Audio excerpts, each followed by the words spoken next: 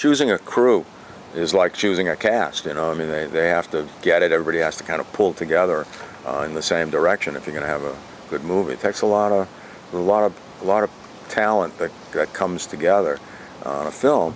And also, when you put a crew together, most of them haven't worked together very often. So, you know, you're kind of, there's two levels of casting. The crew's a cast as well. But David's incredible. You know, David, I guess he was trained as an architect. His first film as production designer was Taylor Hackford's first film, The Idolmaker, which was very low budget, but really nice.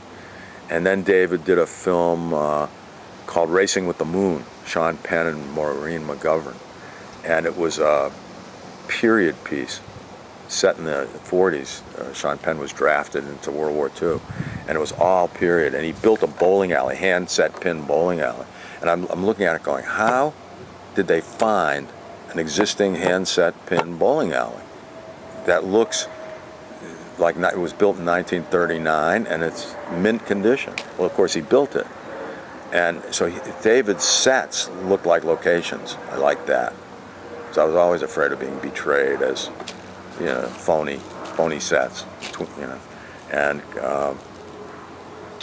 when I started back to school, there was a partial crew already in place because they had started the movie before I came on with a different director, and then they got rid of the director, and then I came in.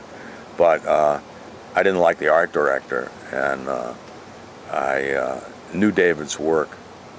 Oh, David also, by the way, was the art director, not the production designer. He worked with, under Larry Paul, was the production designer, and David was the art director on Blade Runner, which is, you know, a pretty big art department film. And so David came on board. He was perfect, right? Half Italian, half Jewish, Buffalo, New York, kind of a street guy. Used to be a drummer, hip, really nice, down to earth, and very, very talented, and totally dedicated to the film. I mean, he couldn't have worked harder on that film.